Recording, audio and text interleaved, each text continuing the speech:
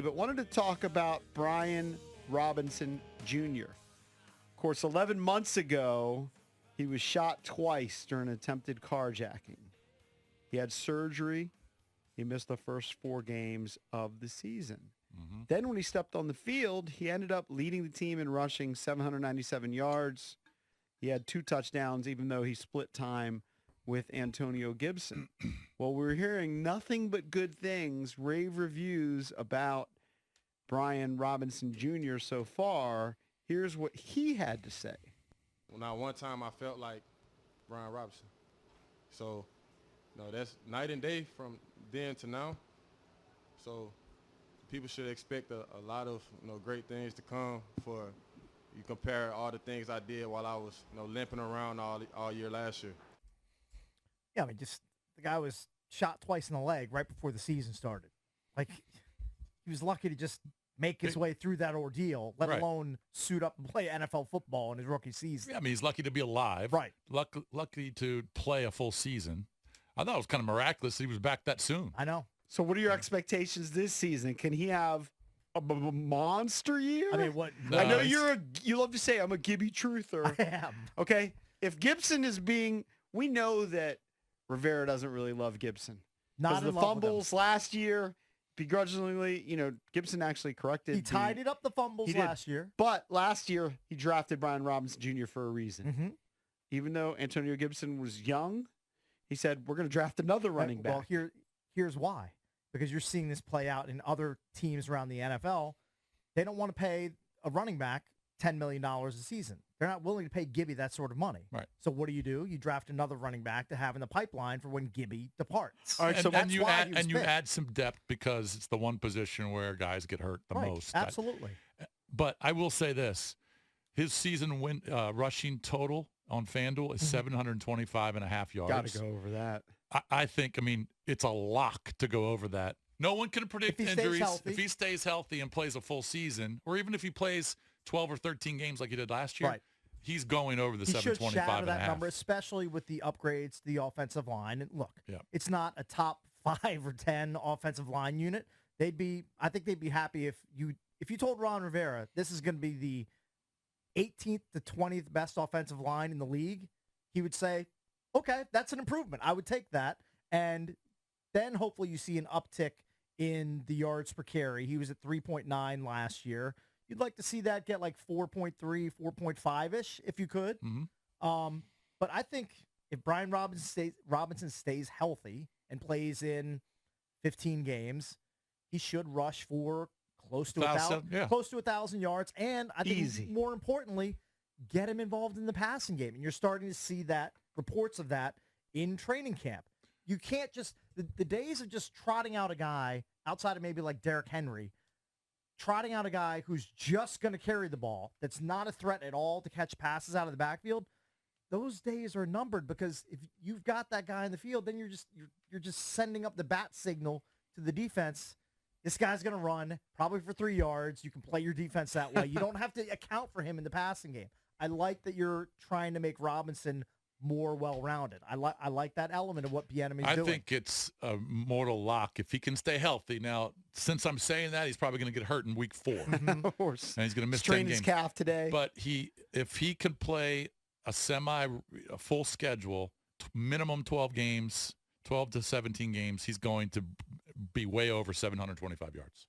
Phone number is 800 and I'm going to put that bet in today. 1067 is the number. What are your expectations for Brian Robinson Jr., who should be the workhorse this season, with the talk that J.D. McKissic's role is going to Antonio Gibson? So it's almost like Gibby's a third down back. He's not a first down back anymore.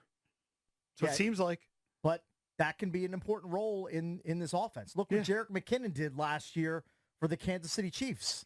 He had the J.D. McKissic role. Look what he did down the stretch and how important he was for that team. So Gibson should have a pretty important role if he can stay healthy and if he's effective in that role. It does seem like Bieniemy's offense, they want to run the football. They've got a bunch of running backs. Jason mentioned this earlier when we were talking to Sam 48. Jonathan Williams, I forgot about him. Right. They like him. He'll get a little play, yeah. And then they drafted the guy in the 6th round? But Robinson's going to be their guy. He's going to be their grind it out. You know, I don't know how many carries he's going to get per game. You know, maybe it's in the 15 range, but if he's going to get 15 to 20, he's going to get to 726 yards. Look, we're kind of pigeonholing Gibson as just the pass catching back. I mean, I wouldn't be averse to giving Gibby 5 to 7 carries per game, mixing it up, because just like you don't want Robinson to be one-dimensional, you want the defense to at least acknowledge, well, there's a threat that Gibson could run the ball here instead of, you know, go out in the flat and catch a pass. So I would give Gibson some carries too. I mean, not a ton, but I'd give him 5 to 7, sprinkle in Williams when those guys need a breather. I don't hate the depth that they have there. Robinson, though, became the workhorse big time. Yeah. You look at the last 5 games of the season, he had 18 carries for 105 yards. It's 5.8 per pop. 21 for 96, 12 for 89, 22 for 58. All right, that's not a great day. And 24 for 87. Yeah. He was getting a bunch of carries down the stretch. And they felt more comfortable giving it to him. Yeah, I think he's going to be in that 15 to 20. You know, depending on the game, he might be at 22, 24 carries. If he can stay healthy, he's going to put up decent numbers. I don't know how many touchdowns he got. 2 last year. That's bad. They got to do better inside the 5 running the ball. Yep. But we'll see. Let's go to the phones, 800-636-1067 on the MGM National Harbor listener line. Let's go to Mark in Burke. What's up, Mark? You're on with the Junks. Hey, good morning, Junks. How are you guys? What's up? Nothing. I just wanted to chime in here. I think, you guys are making some great points about Robinson. You know, he ran a 4.53 40 in the combine, and that's comparable with linebackers.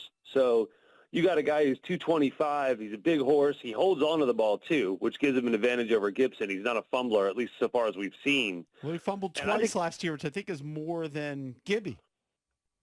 Oh, did he? If you just want to look at last year's stats. But Robinson didn't fumble a lot in college. Right. He was known for that. Well, that's embarrassing. You bring up a point and you guys slam it on me. No, not really. Well, we get your point. Yeah. Well, he was comparable to Hurts and whatnot, too. And I don't know. The overall environment just really exciting. And screw Don Geronimo while we're at it. I knew that was coming. Brian Robinson, by the way, only targeted 12 times in the passing game. Like, yeah, that's them. They're going to up that. That number should go up exponentially. Yes. Now, is he going to become Austin Eckler? No. But how about 25 or 30 catches? Probably a good benchmark. They do need, though, range. And maybe some of it is on the offensive. They do need a better yards per carry from their RBs. Right. Gibson was at 3.7. Robinson was at 3.9. That's not good enough. Now, Cakes, if I set Brian Robinson's touchdown total at 7.5. Okay. That's combined. That's receiving and rushing. He had 3 last year. Would you go over or under the 7.5? It's a good number you set. You know I love overs. I'm a sucker for overs. I know. But I might take the under just because I feel like Gibson's going to score a few. Jonathan Williams will probably score 1 or 2. I think under 7.5 is probably the way to go. Under? Like I could see him scoring 6 or 7 rushing touchdowns. You're talking about total combined touchdowns. I would take the under, but I'm not crazy about it. It'd be a small play for me. It'd be like a 2 or 3 dimer. I bet you Washington ranked, I don't know where they were. I'm just throwing this out there. They had to have ranked pretty low in rushing touchdowns in the league. Yeah, it's very low if you look at the guys. I mean Gibson gave him 3. Were they last in the league in rushing touchdowns as a team? Let me see if I can look that up. Because, I can't think of anybody who had more than – who was the leader in rushing touchdowns last year? Was it Gibby? It might have been 3? Gibby. It might have been – how many did Heineke have? Yeah, a handful maybe. He probably had at least a few. They need that. Remember Gibby a few years ago was scoring like double-digit touchdowns. Like he was finding the end zone with regularity. Yeah, because he had 11, I think, that one year, his rookie year. Well, and Howell gave you 1. Right. So maybe you're going to see a bunch from Howell. Yeah, you might see a handful, 3 or 4. What I see is they had 9 rushing touchdowns on the season. Oh, that is such that had to be last in the league. Oh. Had to be. How could you have less? They got 1 from Howell, 1 from Wentz, 1 from Heineke, 1 from Curtis Samuel, and then 5 combined from Gibby and Robinson Jr. How did that big stooge, Carson Wentz, manage a rushing touchdown? I don't even know how that's possible. Good Lord. Now, you weren't here last week, and we didn't agree to it, but I proposed the jar if that name gets brought up on the show. The one that rhymes with Marson Rents? Yes. Okay, that's fine. Fine. You know what? That person, he's just biding his time. He's just waiting for the perfect scenario to rear its head. All right, so I'm incorrect. I'm incorrect. Who had fewer rushing TDs? Rushing touchdowns last year. Washington was not last. Indianapolis had 8. That doesn't sound right because Jonathan Taylor had more than that. No, because he had a down year last year. Okay. Remember, he was hampered by the ankle injury. I thought he had more than that. All right. Sprain. They have Tampa here at 5. Wow. They have Tampa at 5, Houston at 7, Indy at 8, Washington at 9. So they weren't the worst. So they weren't the worst, but they were amongst the worst. Just think about it. Philly had 32.